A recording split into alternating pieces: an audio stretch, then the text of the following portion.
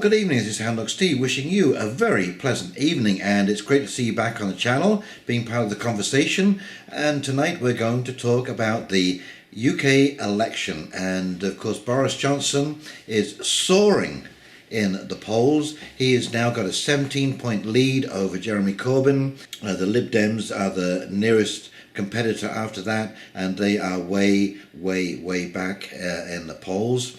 But, you know, Boris Johnson continues to outstrip Jeremy Corbyn, leader of the Labour Party, because Jeremy Corbyn is so unpopular.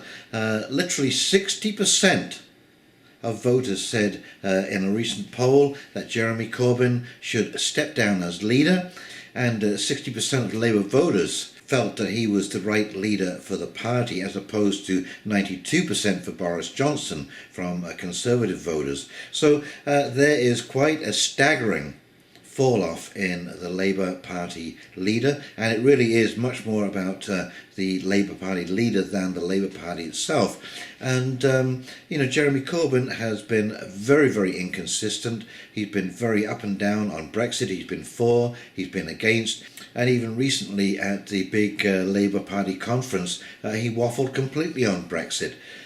He still has not apologised for his anti-Semitic comments, which is a really big thorn in his side as far as the electorate are concerned.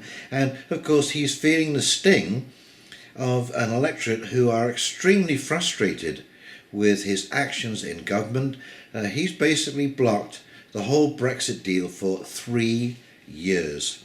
And most recently he kind of tried to hold Boris Johnson in a corner by not allowing a snap election, but at the same time not approving the deal that Boris Johnson had worked out with the EU. And so this really is a kind of dog in a manger kind of attitude, and it's amazing how the public picks up on this kind of stuff, the lack of confidence. A recent interview that Jeremy Corbyn gave basically showed him to be economically illiterate. And we're seeing this right now with an awful lot of left-wing leaders, whether it be Labour, Liberal or Democrats, where they have these grandiose ideas, and yet when you sit down and talk to them and say, listen, how are we going to fund this? Where is the money really going to come from to pay for all of this? And they literally have no answers. In the meantime, inflation is getting away from them, the infrastructure is getting away from them, they've got no answers about how to deal with any of that, and they don't seem to realise that this is a huge issue with bread and butter voters, and I would include myself in the bread and butter voter category. And basically what we would like to see is things that make sense. Now, you know, I'm neither a strong liberal or a strong conservative. I am very much a centrist. And of course, you know, I try to run my household in a sensible fashion, the bills are paid and so on and so forth. And so when I see a party that has no idea how to even cover the bills that we have right now, let alone take on all of these new incredible spending initiatives, it's just absolutely crazy. They would be nice to have. Of course they'd be nice to have. I'd love to have free dental care. I was just at the dentist this morning getting a checkup done. I'd love to have a free drug plan. But I know at the same time, you know, it's like if I want to live in a mansion, somehow I got to come up with a dough to pay for that. And it's no different from governments. And so when you get a leader that is fiscally weak, doesn't understand economics, and yet is proposing, you know, incredibly big spending ideas, and I think the vast majority of voters out there are like me. And when they hear people talking what we consider to be crazy talk, that can't be paid for, can't be sustained, then we get very nervous about voting for those people as leaders. Anyway, let's flip over to these articles that I found, and you'll see what a staggering lead Boris Johnson has over Jeremy Corbyn, and some of the comments in the newspapers. Okie dokie, here we go.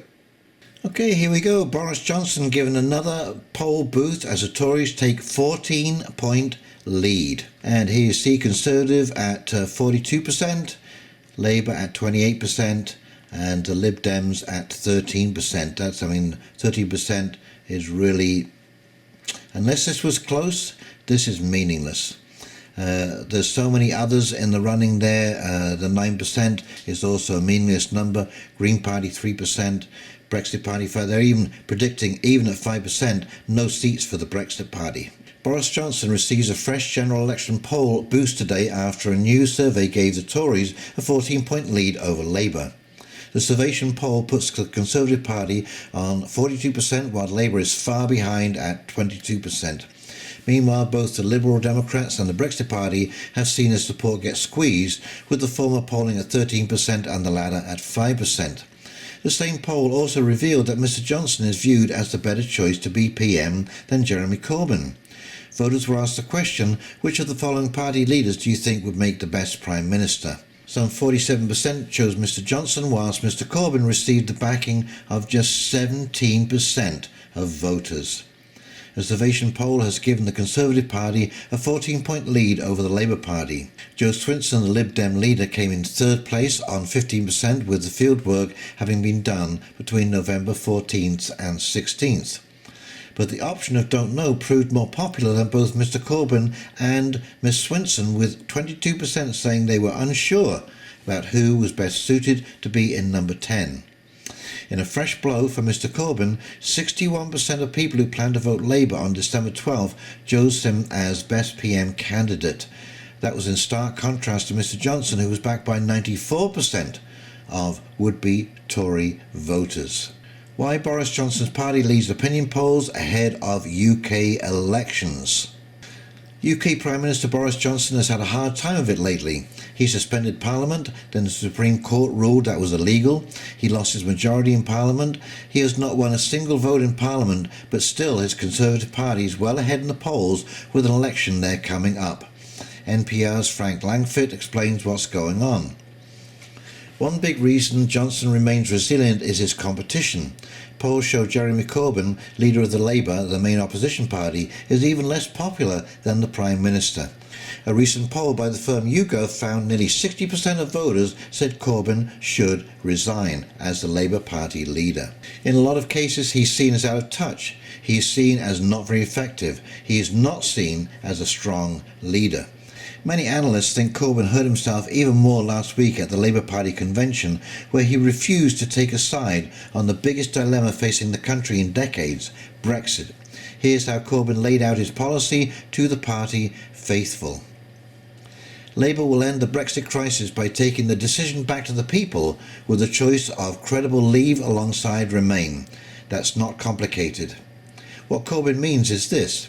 The Labour Party would negotiate a new Brexit deal, then hold another referendum on the deal or staying in the European Union and remaining neutral on the vote. That has simply not washed with the electorate.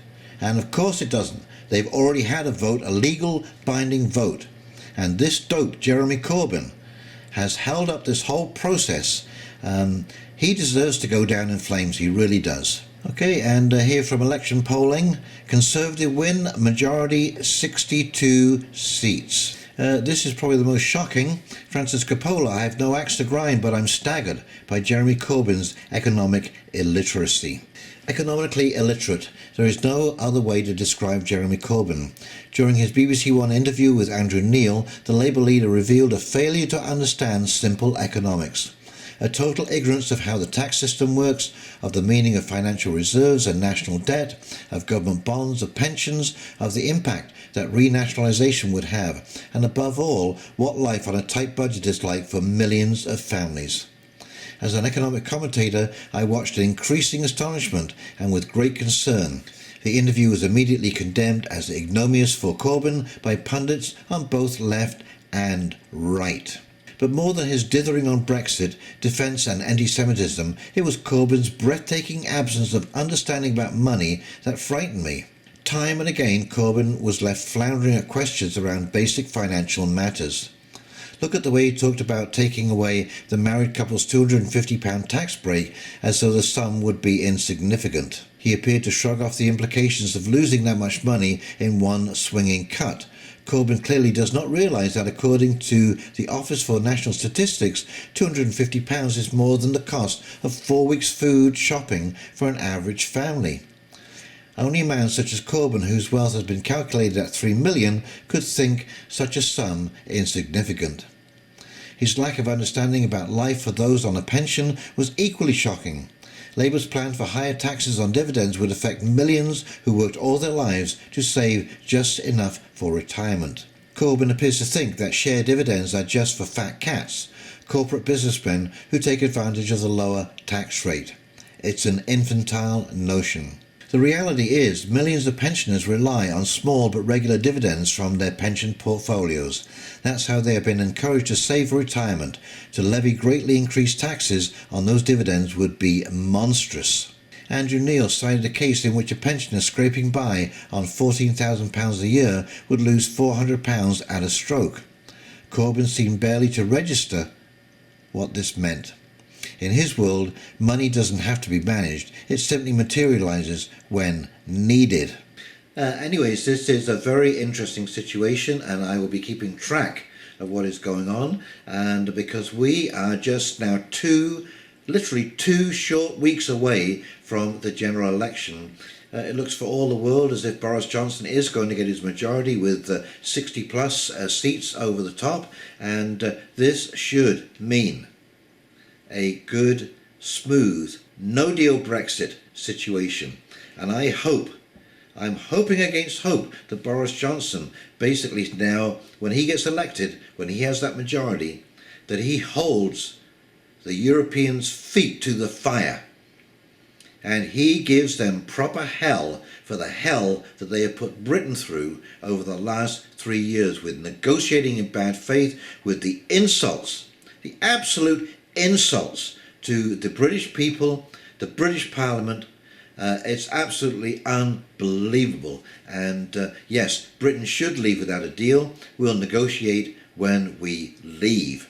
And that's that and all about it. That's the best thing we can do. And you will see, trust me on this one, you will see that Britain is going to thrive. This is why Europe is so frightened of Britain leaving the EU, because the rest of the EU countries, the member countries who are already skittish, they've already got financial problems in their own countries, like Spain, like Italy, France now of course would vote to leave, and Macron will not hold that vote. And so you could be looking at Marine Le Pen taking over France in the next election. And this is where these politicians are going to get punished for not listening to the people. It's as simple as that. Jeremy Corbyn is following his own small-minded, narrow agenda, and he doesn't even know how people afford to live, because of course he's a multi-millionaire, and why would he know how the little people live? And this is so ironic, because the Labour Party is supposed to be the party of the people, and here we have these globalist elites who've got into these positions of power and are pushing the whole globalist mantra. Well, take a good look, folks, because what you're seeing is what you're going to get if you vote for a globalist government. So yes, I am hoping that Jeremy Corbyn will get a good slap as he deserves, and I hope the EU gets a good slap as they deserve for building a bureaucratic dictatorship. And I don't know about you, but I'm not too keen on living under a system where I have absolutely no say in what's going on, that my vote is absolutely meaningless. It's virtually meaningless as it is, but at least it carries some weight. At least it carries some weight. At least we can vote out those parties that are not doing what we want them to do. Under the EU system, we would eventually find that that would be gone. So be careful what you wish for. So if you've enjoyed this video, please like, comment and subscribe below. And in the meantime, this is Sound Like Steve signing off, wishing you a very pleasant evening, and we'll talk to you very, very shortly. See you now. Take care. Bye.